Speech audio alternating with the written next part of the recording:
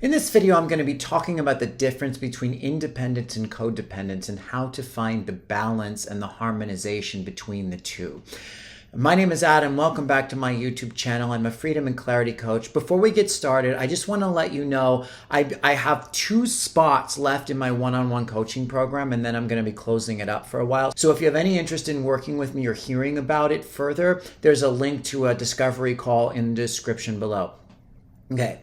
Now, independence and codependence. This is a really important topic, and I find a lot of people have difficulty with kind of finding the balance here, as I have. This has been a huge thing for the majority of my life. I actually grew up feeling like I was very codependent, and I had a lot of shame around that until I kind of came to understand what the deeper wound was in me, which was wanting to be too independent. And I will explain how this breaks down right now. So when people begin to heal, there's a lot of talk of codependency. There's a lot of talk for this need to heal your attachment wounds and, step back and analyze how you are in relationships. And this is absolutely important. But what can happen is we begin to see almost everything as codependency. And people have a hard time discerning what's what. So to me, a really good way to just kind of break down the difference between independence and codependence is with the analogy of like teaching somebody how to fish for themselves versus fishing for them. Okay? Leaving someone completely on their own to figure out how to fish for themselves could kill them. But so does our fishing for them, because if you fish for them and then something happens to you, they're helpless. So a lot of times with codependency, what happens is you may have had a childhood where too much was done for you. Maybe you had a parent that told you what to do in every situation. Everything that you did was wrong, and they kind of beat you into depending upon them, either so they could control you, or because they thought you were weak, or because they were narcissistic, or because they were overprotective, or whatever it was.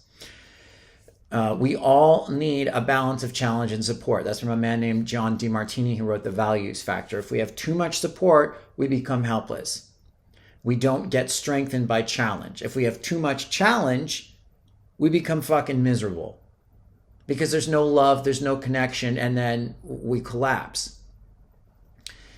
So codependency essentially is when people you don't learn how to do enough for yourself first. But the proper way to do anything, to learn a new skill, is to take the steps that you can on your own. And when you get stuck or you need help, to ask for it. Now, an overly independent person won't ask for help when they get to the point where they don't have an answer. And I'll get into why in a second. The other thing that makes somebody codependent is, this is all connected. If you didn't get your needs or wants met as a child, then what will happen is you'll be starving to get your needs met. And so you will lean too much on other people to fulfill your needs, to fulfill that hole in yourself, or the need to feel love, the need to feel connection, the need to have somebody there for you. But then what you can do is you can think that there's something wrong with you because you have needs. There's not. It's just that you didn't get them met. So the trick when you're too much in codependency is to step back and to learn how to fulfill your needs yourself, how to give love to yourself. Not that you can't have it from other people, you can, but it's the more you give it to yourself, the more you'll attract it externally, but the less that you'll need it. So you won't be so dependent on it. You won't be clinging to it, because if the person leaves and rejects you, it may be painful, but you will know how to regulate yourself and come back into balance. Now, when you're too independent, what generally happens with needs is you had parents or you had a belief that having any kind of need whatsoever was weak. People who are super independent are generally so because they fear losing their freedom. They fear being smothered. They fear losing their sovereignty, but also on an underlying level, somewhere along the line, they develop the belief that if they need something, if they need connection, if they need love, they need support, that's weakness. And that comes from trauma too. That also comes from really not having your needs met. It's just like 2 different aspects of the same wounding. And the trick, like I said, is to come back into center. So if you're super independent, it's a good idea to look at where that wound is. Why is it weak to have a need? And it makes sense in our world because it's like we've come through this, like, survival of the fittest, every man for themselves sort of belief structure, because survival is so difficult on this planet, and yet you can't survive without support. You can't survive without love, and you can't grow either. And what happens is when you're too independent, when you're too uber independent, if you go on long enough like that, you'll push people away, you'll isolate, you'll be a loner, you'll work yourself to death, you'll be miserable, and eventually you'll collapse. You'll completely break down. And then after you break down, you will be forced to get help, and you will tend to need way more help than you want. And at some point, if you break down bad enough, and this is what happened to me after many lifetimes of being too independent, you will need so much help for so long, you will just start to become codependent. And then you'll have to unravel that pattern.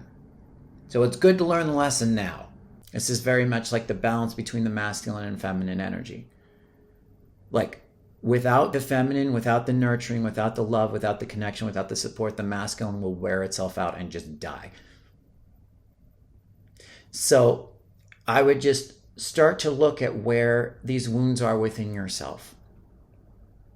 We all need people. We all need each other. We all need support. We all need community. We all need connection. It's okay. Not only is it okay, it's absolutely necessary for your survival. Again, how do you balance the two? It's really good when you're learning a new skill to do as much as you can. When you get stuck, you ask for help.